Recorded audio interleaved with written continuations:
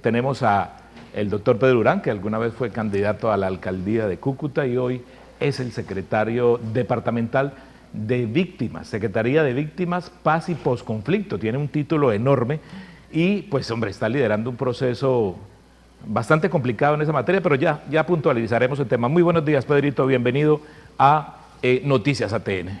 Muy buenos días, un saludo especial a los oyentes, muchas gracias por la invitación, William. Muy bien. Pedro, contémosle exactamente con semejante título que tiene su secretaría, cuáles son realmente las funciones y explíquenos dos cosas. Uno, la ruta de atención, pero dos, la vinculación que tiene y por dónde tiene esa vinculación entre lo nacional, lo departamental y lo local, porque también hay secretarías municipales, está la gran agencia nacional, ¿verdad? El tema de víctimas que se maneja a nivel nacional, para que engranemos esta entrevista y los televidentes nos puedan seguir. Bueno, la ley de víctimas que se expidió en el año 2011 establece compromisos y obligaciones a las entidades territoriales y al Estado colombiano en general con las víctimas del conflicto armado. Entonces, esa responsabilidad con las víctimas recae fundamentalmente en el Estado central, que tiene una entidad que se llama la Unidad de Víctimas. Esa es una entidad nacional que tiene también una sede territorial en Norte de Santander. Municipios como Cúcuta o departamentos como Norte de Santander, que son entidades territoriales distintas a la nación, tienen también unos compromisos que para coordinarlos han creado secretarías. En el caso del municipio de Cúcuta hay una secretaría que se llama Secretaría de Posconflicto. En el caso de la gobernación hay una que se llama la Secretaría de Víctimas, Paz y Posconflicto, que es frente a la cual yo estoy. Sí, señor. Entonces, ¿cuál es esa ruta de atención, Pedrito? No, o sea, la persona viene y se inscribe a su despacho. ¿Cómo hace el departamento para atender una víctima? No, mire, las responsabilidades del departamento con las víctimas no son individuales, ¿sí? Como si en el caso de la nación, que asume compromisos reparatorios individuales. También los municipios, en algunas ocasiones, tienen compromisos de atención individual con personas que son víctimas de una calamidad humanitaria. Le pongo un ejemplo, un desplazamiento masivo. Hay un municipio que recibe esa gran cantidad de desplazados, bueno, así sea uno solo, y tiene que garantizarle atención inmediata, por consiguiente hay un compromiso individual. El departamento, los compromisos y la acción reparatoria no es individual, hay unos compromisos de reparación colectiva, de contribución a procesos de reparación colectiva, por ejemplo, procesos de memoria histórica, en donde comunidades que han sido objeto de victimización, que han sido desplazadas, que han sido duramente atacadas o que han sufrido muy duro durante los años del conflicto armado, que no cesa, por cierto, son objeto de acciones reparatorias, en donde el departamento reivindica o interviene junto con otros actores públicos en la reivindicación de la memoria histórica y en la dignificación de esas víctimas y en el esfuerzo por recordar y explicar lo que pasó. Eso es algo en lo cual interviene la Secretaría de Víctimas, Paz y Posconflicto, coordinando las acciones del departamento en ese frente. Pero por cuenta de la ley de víctimas se han creado muchas instancias de participación y de deliberación y de construcción de política pública dirigida a víctimas. Hay muchos comités y subcomités que tienen que ver con cada una de las dimensiones de la afectación de la cual son objeto las víctimas, en donde el comité interviene, delibera y esas acciones las coordina la gobernación. Le pongo un ejemplo. En este momento el Norte de Santander, y es una situación que se repite en muchos departamentos, tiene muchos líderes sociales amenazados. Sí. Entonces hay una instancia de coordinación de las decisiones que se toman para prevenir daños a esos líderes sociales amenazados,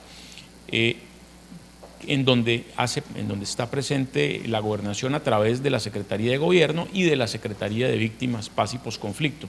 En estos días estuve en varios municipios del Catatumbo explicándole a las mesas municipales de víctimas, que son entidades municipales en donde las víctimas participan e inciden en la construcción en la toma de decisiones que los afectan a ellos. y ahí hay muchos líderes sociales que fue necesario capacitar en las rutas de atención a líderes sociales amenazados.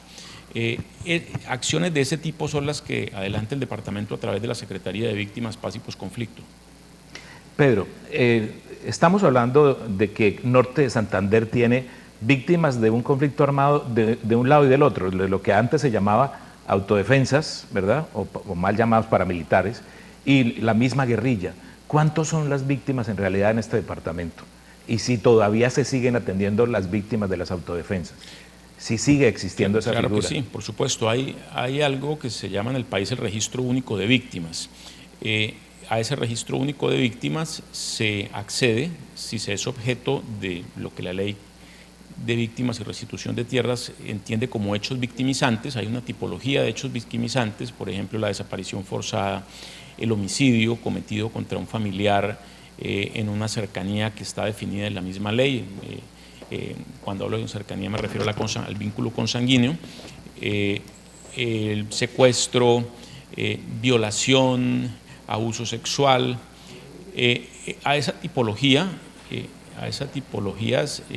se puede encajar el hecho de victimización perpetrado por un actor armado ilegal contra una persona o un grupo de personas, en el caso del desplazamiento forzado, que es un hecho que afecta colectivamente a una comunidad.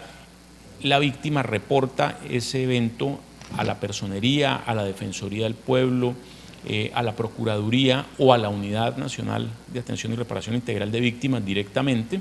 Se accede al registro después de una constatación sumaria de las condiciones en las que el hecho se produjo, de si el perpetrador tiene la condición de actor armado, en fin, todo eso da lugar a que después de un procedimiento muy sencillo se incluya a la persona en el Registro Único de Víctimas. En Norte de Santander hay más de 250.000 personas incorporadas a ese Registro Único de Víctimas. Hay municipios en donde la totalidad de la población hace parte del Registro Único de Víctimas, como el caso del municipio del Tarra o el municipio de Acarí o San Calí. Acarí tiene más o menos el 95% de la población incorporada al registro. Son municipios que han sufrido mucho, que han vivido un proceso cuya historia reciente ha sido sumamente dolorosa y tienen por consiguiente mesas municipales de víctimas que son muy fuertes y a las que hemos estado visitando para ponerlas al día no solamente sobre la ley de víctimas, sino sobre desarrollos recientes de esa ley, resoluciones de la unidad de víctimas, en fin, que pueden serles útiles en su gestión como líderes sociales responsables ante una comunidad que comprende casi la totalidad de la población, como en el caso de Acarí, o la totalidad de la población como en el municipio del Tarra. Pedro, te voy a hacer una pregunta que en un programa alguna vez le hice a una persona que maneja una fundación nacional y se molestó con la pregunta, pero voy a hacérsela a usted a ver si fue que de pronto en su momento no estuvo bien formulada. Resulta que hay víctimas que suelen declarar su condición de víctima y acudir acusando al Estado o al que sea, pero las investigaciones pueden dar en que la persona fue víctima de delincuencia común, fue víctima de una mala relación amorosa, fue víctima de cualquier otra razón, y no fue su atentado o sus amenazas no corresponden a las funciones como líder social. ¿Cuál es el protocolo? Eso existe. ¿Y cuál es el protocolo si el Estado descubre que evidentemente la víctima que se reportó no fue por acciones de sus funciones como líder social, pero sí van y presentan la denuncia? Esas amenazas, no sé de dónde vienen, me están amenazando, y finalmente se puede identificar que no fue un hecho, que fue un hecho aislado y no producto de sus funciones como líder social. No, una cosa es la inclusión en el Registro Único Nacional de Víctimas y otra cosa es la atribución de una responsabilidad que, digamos, implique una responsabilidad penal y una responsabilidad reparatoria del Estado hacia una persona en particular. Me explico. Sí. La victimización derivada del conflicto armado, la buena fe se presume siempre y es el principal y es el principal mecanismo, o es el principal hecho a ser tenido en cuenta para incluir a la persona en el registro, lo cual no quiere decir que no haya un procedimiento que le permita al Estado constatar algunas condiciones que den lugar a creer en la veracidad de ese testimonio. Sí. Si yo le digo que en el municipio de, hablábamos del Tarra hace un rato, la totalidad de la población ha sido objeto de victimización y está incluida en el Registro Único Nacional de Víctimas, pues lo que quiere decirse es que en esa población ha habido desplazamientos masivos, ha habido situaciones de amenaza individuales, pero también que han afectado colectivamente, sin ninguna duda, a esa comunidad. Muchísimas personas han sido víctimas de homicidio, pero quizá no sea esa la principal razón por la cual se incorporan ellos al registro, sino por el hecho victimizante de amenaza o de desplazamiento. Pues ahí no hay lugar a cuestionamiento sobre la certeza sobre la atribución de la condición de víctima a una persona. Esa persona es víctima. Otra cosa es que esa persona, y por ser víctima, el Estado tiene unas obligaciones especiales hacia él, por ejemplo, garantizar unas condiciones de acceso preferencial a la educación, o diseñar, o que las instituciones como el SENA diseñen programas especiales que lleguen preferentemente a ese municipio y no a otro. En fin, eso me parece a mí que no da lugar a que se hable de que hay avivatos ahí que se han hecho reconocer como víctimas para poder… No, eso no me parece. Te voy a puntualizar, no ocurre. Pedro. Otra cosa es que se reclame una indemnización millonaria del Estado o la protección a través de un esquema de seguridad de la UNP que cueste muchos recursos y que lo esté solicitando una persona en particular. Ahí podría sí haber espacio para eso que usted señala, William, y seguramente en muchos casos ocurre, pero no es el caso de la inclusión en el Registro Único de Víctimas. Le voy a poner otro ejemplo. Una señora de una Junta de Acción Comunal denunció la presencia de microtráfico. Los señores de la zona que tenían su negocio en microtráfico deciden ir a asesinarla porque les está dañando el negocio. El marido o la persona que hace su compañero permanente va y presenta una denuncia que fue asesinada producto de su labor social y por lo tanto él se considera una víctima de la violencia y se le tiene que dar protección y etcétera, etcétera. Cuando esto es un hecho de delincuencia común que se podría superar de otra manera y el Estado desfoga toda la energía y el gasto de lo público para ponerle una camioneta blindada, un chaleco antibalas, unos escoltas, una gasolina, unos celulares, cuando realmente no es por su función de líder social, por lo cual se actúa contra ella. Ahí el Estado podría decir, pues se capturan a los delincuentes que la asesinaron y se somete a la ley al delincuente que cometió el homicidio. Y no se estructura todo un escándalo de están asesinando a los líderes sociales por su función social, eso es el Estado que nos quiere asesinar, gobierno asesino, como suele ser algunos elementos de la izquierda que desestabilizan muchas cosas para vincular al gobierno en todos estos procesos. Entonces, ¿qué pasa ahí? ¿Qué sucede, Pedro?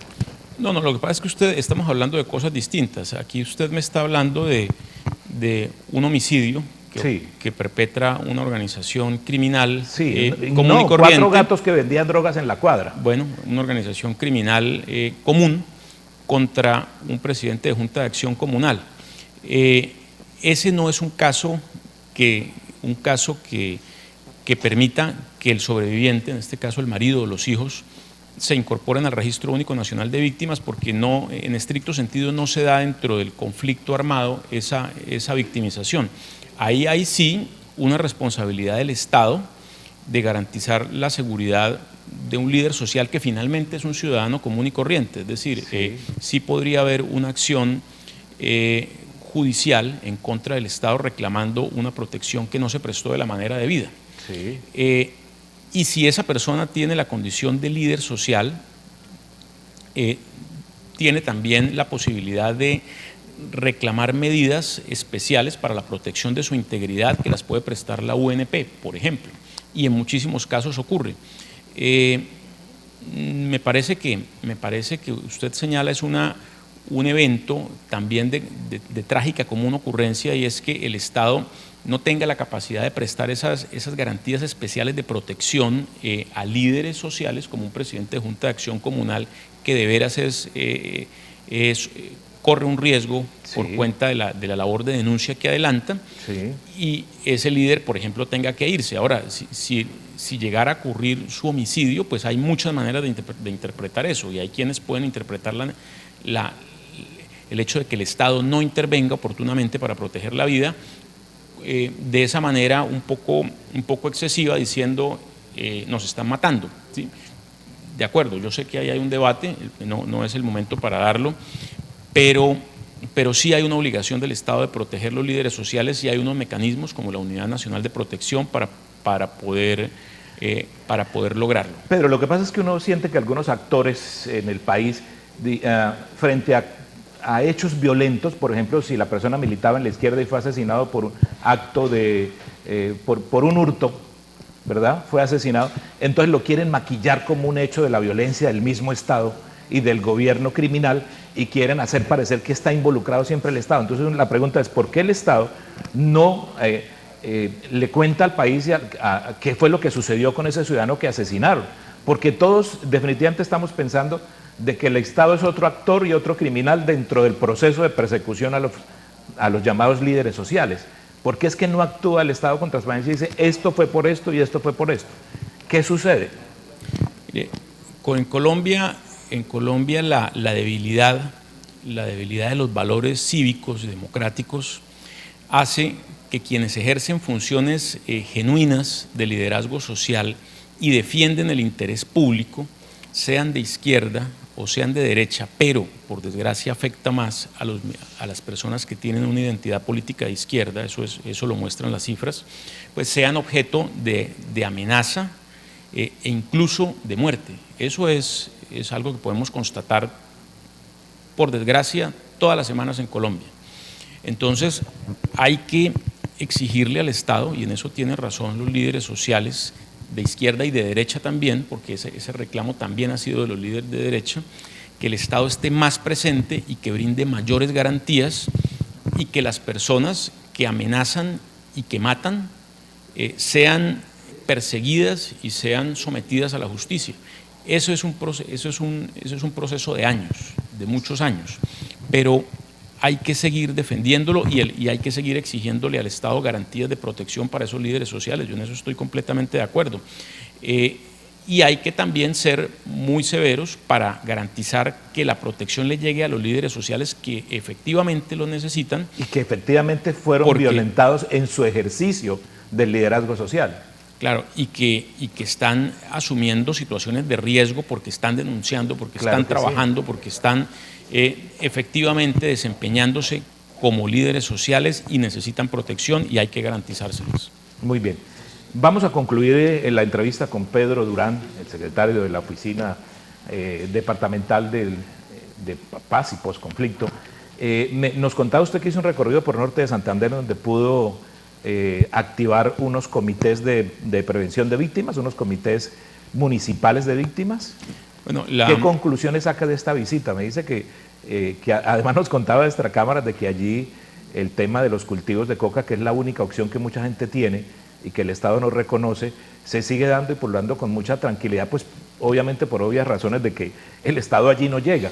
¿Qué fue lo que pasó en su último viaje, doctor Pedro? No es porque el Estado no llegue, es porque el Estado ha, digamos, diseñado un repertorio de medidas económicas desde hace muchos años, sí, que han conducido al campesinado a situaciones extremas en las cuales a veces se encuentran como último refugio, último y único, la coca. O sea, el problema de la coca es, y aquí en Norte de Santander estamos hablando del mayor cultivo del departamento, ¿no? O sea, sí, no hay ningún cultivo que tenga tantas áreas. ¿Cuál es la producción del departamento en coca, Pedro? Pues el último informe de la ONU, que es un informe muy creíble, muy serio, habla de 42.000 hectáreas. Y no llega a haber 40.000 hectáreas de palma, que es el segundo cultivo con más área sembrada. Pero eso ocurre porque desde los años 90 el país entró en una dinámica de transformación económica que que ha privilegiado el interés de sectores en donde el campesinado, los pequeños campesinos no están presentes. Y eso sí hay que reconocerlo, eso sí es en buena medida culpa del Estado, Sí. que hace que el campesino siembre frijol, siembre cualquier cosa y llegue a las plazas de mercado de Cúcuta y Ocaña, y eso que siembra no vale nada, ¿sí? Entonces, a eso se suma un problema de infraestructura, a eso se suma un problema de ausencia del Estado, porque el territorio nuestro es muy grande, mucho más de lo que el Estado tiene capacidad de abarcar. Entonces, por eso es que los campesinos se ven obligados a sembrar coca y la siembran porque les toca y porque no tienen más opción. ¿Usted nadie cree que siembra definitivamente coca no hay porque voluntad quiere. política para atacar estos problemas? No, sí hay voluntad política. Lo que pasa es que la voluntad política no llega hasta donde tiene que llegar. Bueno, y aquí yo en la condición de observador. Esa es como la novia que no me quiere, el sí pero no, observador y de sí quiero hacerlo ciudadano, pero no lo hago. A pesar de que soy funcionario público, le tengo que decir que yo soy sumamente crítico de las medidas del Estado central para entenderse con el problema de los cultivos de uso ilícito, porque es que de fondo lo que hay es un mal diseño de la forma en la que el Estado, en la que el país colombiano y la economía colombiana se conecta con el mundo. Esa apertura económica de los años 90 es lo que desde hace 30 años tiene expuesto al campesinado a cosas como las que recientemente ocurrieron. Le voy a poner un ejemplo ¿La reciente. apertura económica fue del 90 al 94? Del 90 gobierno Gaviria. Comenzó antes, pero se profundizó en ese gobierno. Entonces, cuando uno oye hablar en estos meses últimos, en estos años últimos, de que los cebolleros de Ocaña se están quebrando por la competencia peruana, por ejemplo, sí. Bueno, ese es simplemente un dato más que muestra cómo es que se explica que la gente siembre coca, porque si usted cultiva frijol o cultiva cebolla o cultiva caña o lo que sea, llega con eso a las plazas de mercado y no se lo pagan bien y no compensa sus costos. Y no hablemos de la infraestructura, ¿sí? no hablemos de nada de eso, hablemos simplemente de los precios de mercado. Mientras que hay otras opciones, entre ellas la coca, que se la compran en la puerta de la finca, bueno, pues entonces se siembra coca, pero porque toca, porque es que no hay más y toca sobrevivir de alguna manera, y esa es una opción, pero no hay ni un solo campesino rico, ni uno solo. No lo hay, los ricos son quienes, los que la venden finalmente, el transportador, Pedrito, ¿usted sabe cómo? Hay unos intermediarios, igual que los otros cultivos, en donde uno ve que los intermediarios que están en las plazas de mercado, los intermediarios mayoristas, pues son ricos y los campesinos en materia de cultivo también pasa lo mismo, el único que no es rico es el que cultiva. Eso ocurre en toda la cadena de comercialización agropecuaria y la coca es un producto del campo. Entonces, Pedrito, yo lo voy a tener que invitar para una entrevista un poco más larga porque aquí hay mucho de dónde conversar, de dónde íbamos a hablar de qué fue lo que estuve haciendo en estos días en Acarí, en San Calixto, en Teorama, con las mesas municipales de víctimas, pero lo vuelvo a invitar. Usted planteó otro punto que me obligó a desviar la conversación. Lo vuelvo a invitar, Pedrito, porque usted sabe que en televisión el tiempo es oro y estamos en Noticias ATN.